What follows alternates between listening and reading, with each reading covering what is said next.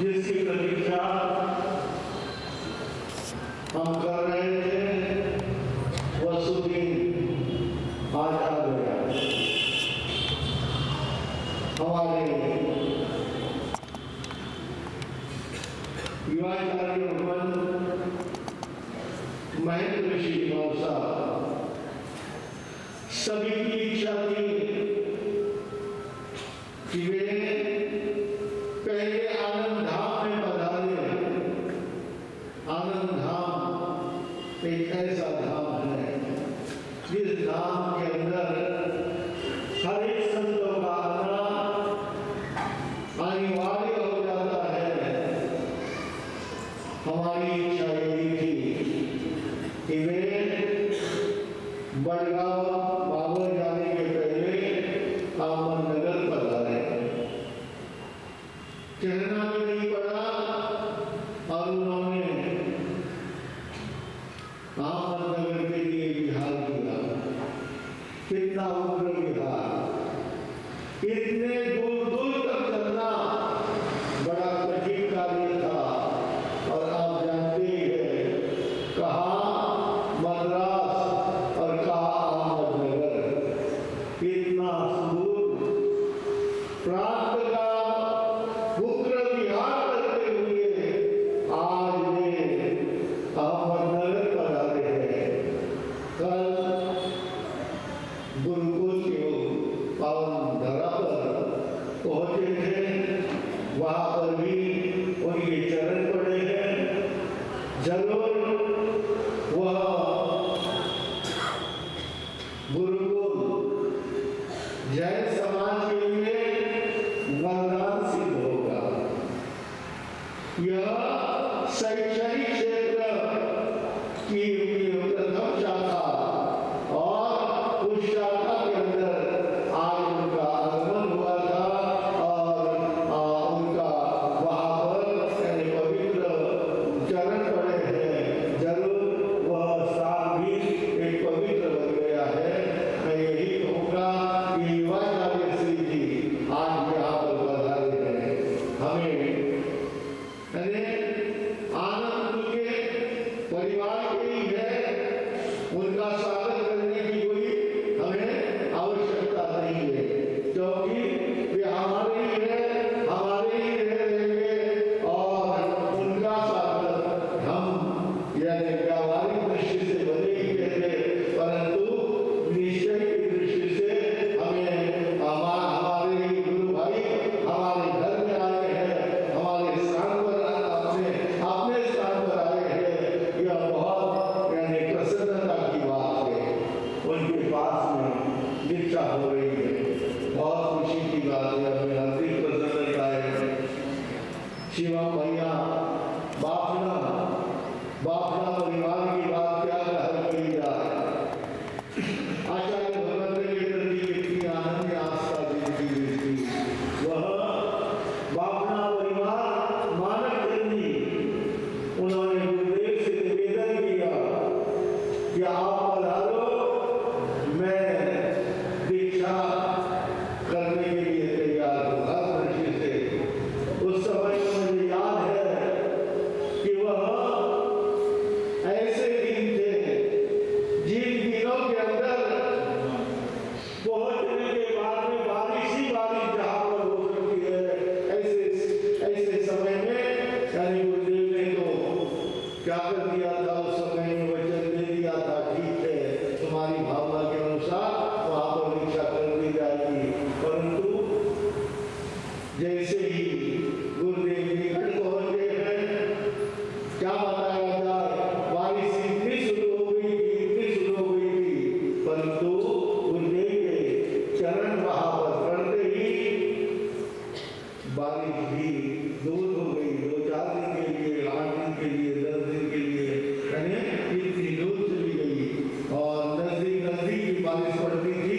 फिर भी वहाँ यानी जहाँ बड़गांव का परिसर था, उस परिसर के अंदर बिल्कुल यानी बारिश नहीं थी।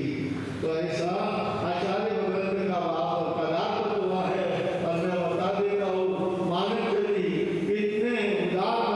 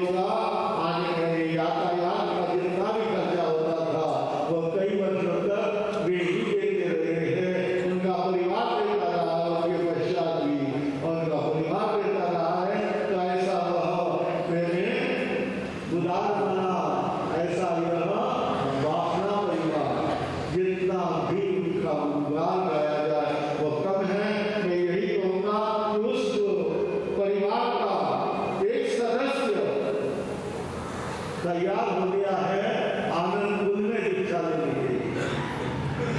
आनंदपुर के अंदर आ रहा है। हमें बहुत खुशी है कि ऐसे उदार बना और वैराग्यपूर्ण जिसकी दीक्षा होने जा रही है।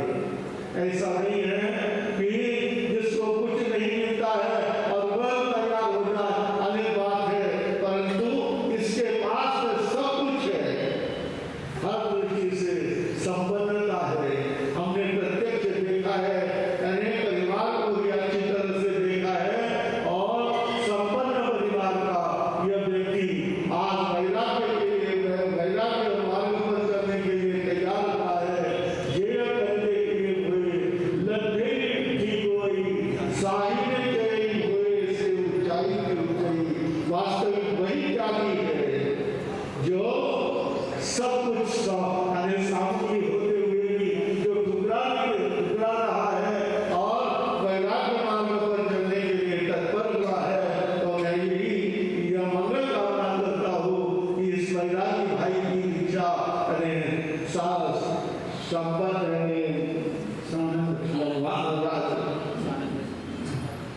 ज्ञान दर्शन चारित्र में इससे हमेशा अभिवृद्धि होती रहे। इसके बाद में इसके साथ में एक नहीं इसके दो साधु तैयार हो, साधु बनने के लिए तैयार हो।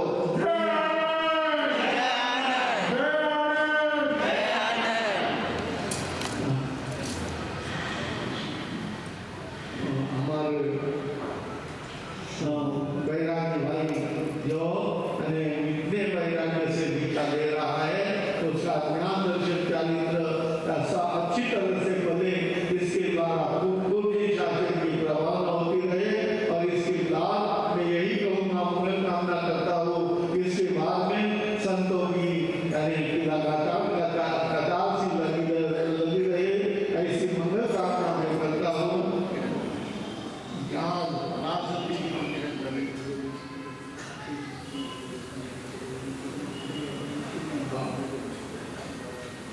आचार्य ने हमारे युवाचार्य होने के साथ में आज हमारे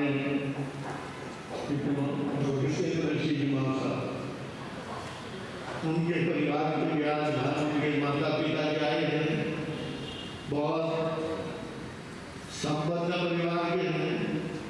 एक पुत्र होगा भी, उन्होंने अपने पुत्र को युवाचार्य श्री जी की सेवा में समर्पित किया।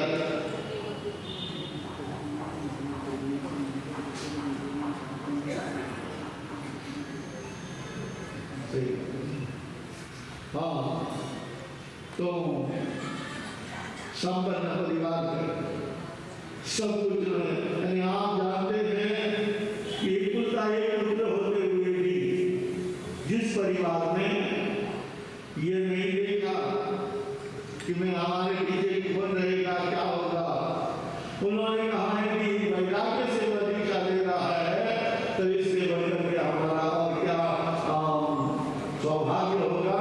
उन्होंने क्या कर दिया है, उसको भी सौंप दिया है। इसी तरह से एक से बढ़कर के एक हमारे संत हैं, जिन्होंने आज उनका थोड़ा सी अस्वस्थ भी बीच में हो गए थे, विचार लग रहा था कि कैसे पहुंचेंगे, क्या हो जाएगा, परंतु आनंद धाम का एक स्थान ऐसा है, अपने आप कदमों में शक्ति आ जाती है, सामर्थ्य आ जाता है।